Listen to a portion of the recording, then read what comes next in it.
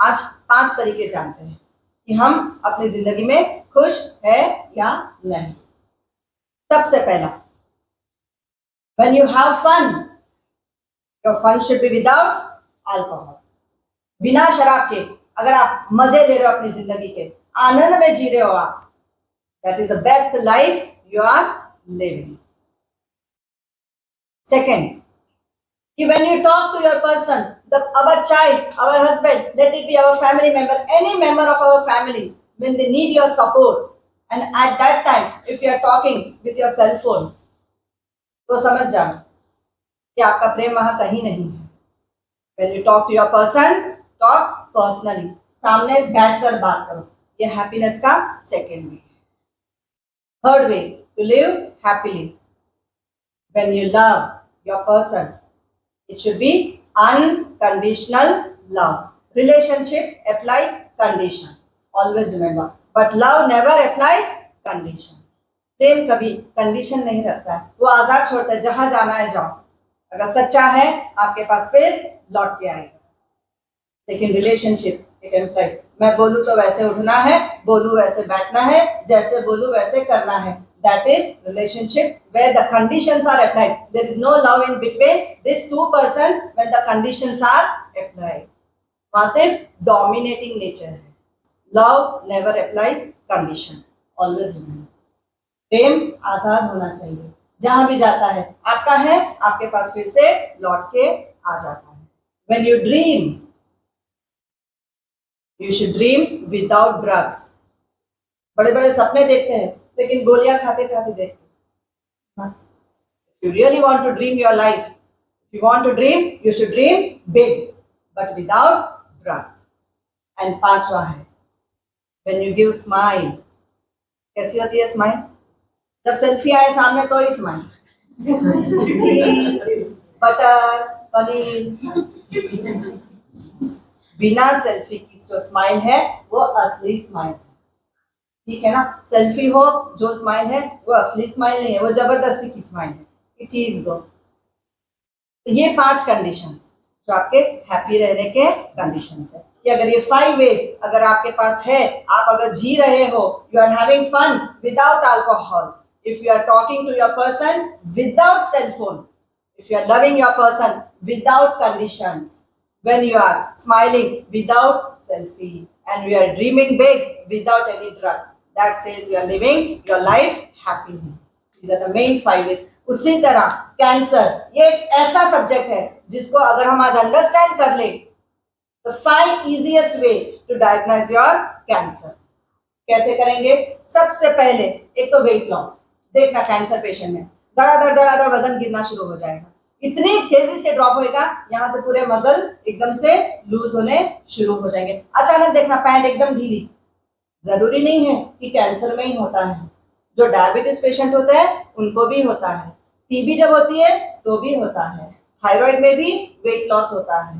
तो don't think कि cancer patient को ही होएगा. This is the first symptom where you can diagnose. First stage, ये एक पहला स्टेज है कि कभी भी हमको लगा कि वेट ड्रॉप हो रहा है. कई बार होता है न्यूट्रिशन की कमी हो जाती है, उससे भी वेट लॉस होता है. कई बार खून की कमी है तो भी वेट लॉस होता है. तो मतलब ये नहीं कि अरे मेरा वेट लॉस हो रहा है तो मेरे को कहीं कैंसर तो नहीं है. Please do not misunderstand here. This is the first symptom. Second symptom, it is your chronic fatigueness. कैसे होता है? जब एकदम थका शरीर, ऐसा लगता है डल हो गया है, कुछ काम करने को मन नहीं कर रहा है, बहुत ज्यादा डल लग रहा है, फैटीग फील हो रहा है, यार कितना भी खा रहे और भूख बहुत लगेगी.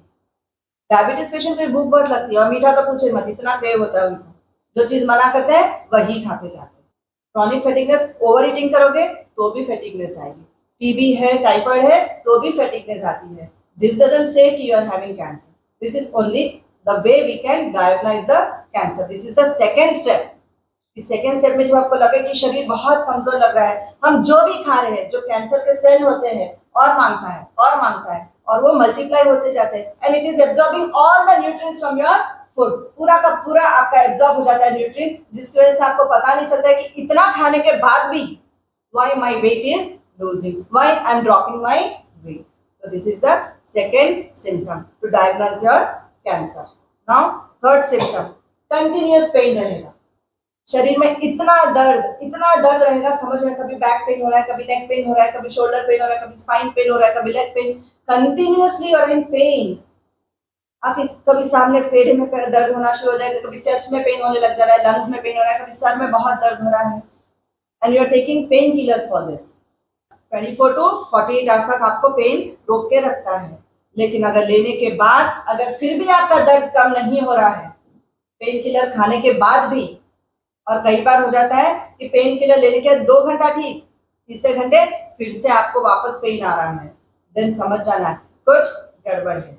यहाँ पे कहीं ना कहीं गड़बड़ है कि somewhere the symptom is there, तो यू हैव टू मेक। हो सकता है कि सर्वाइकल में सीवियर पेन है, तो it may be cervical spondylitis, is not a cancer.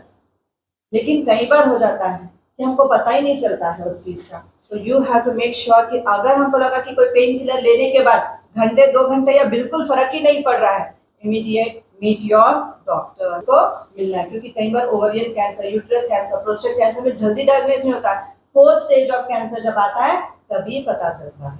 Breast cancer में पता चलता है कि लंप है, लेकिन इंटरनल आपके यूट्रस का नहीं मालूम पड़ेगा। प्रोस्टेट में जल्दी से मालूम नहीं पड़ता, 4th स्टेज जाने के बाद पता चलता है। डॉक्टर्स के लिए भी बहुत मुश्किल होता है डायग्नोस करना, इट्स नॉट इजी।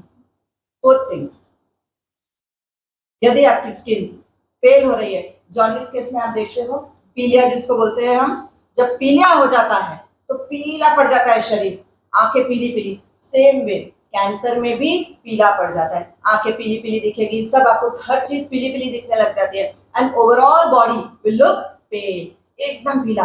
और किसी को कई बार मस्से होते हैं, मोटे मोटे मस्से होते हैं, ये मस्से एकदम सॉफ्ट और चिकने होते हैं अगर आप ध्यान देंगे।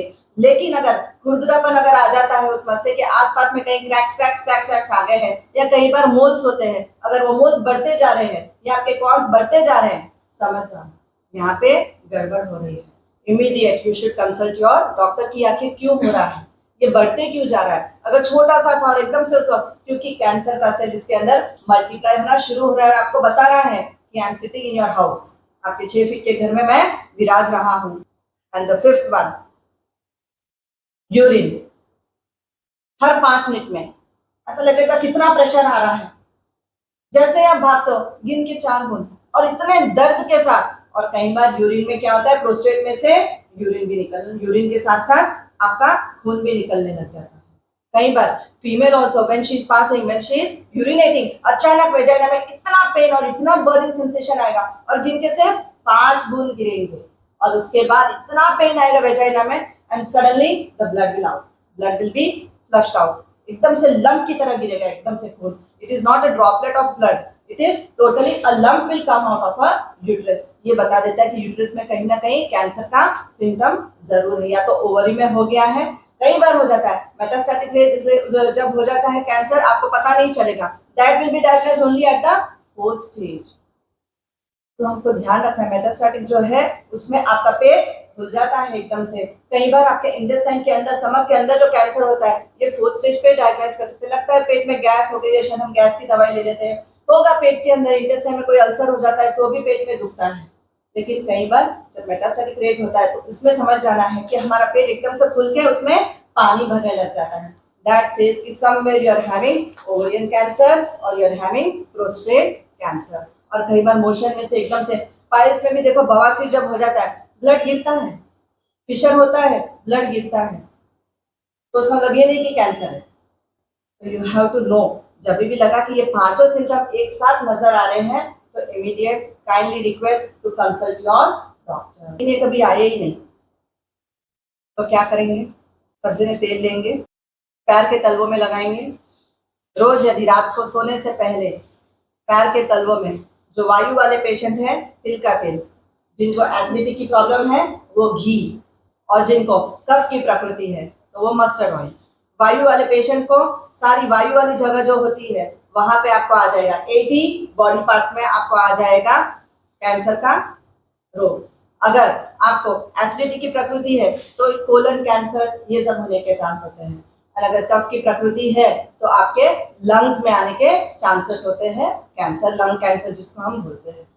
इजी वे, आने ही नहीं देंगे, precaution is better than cure.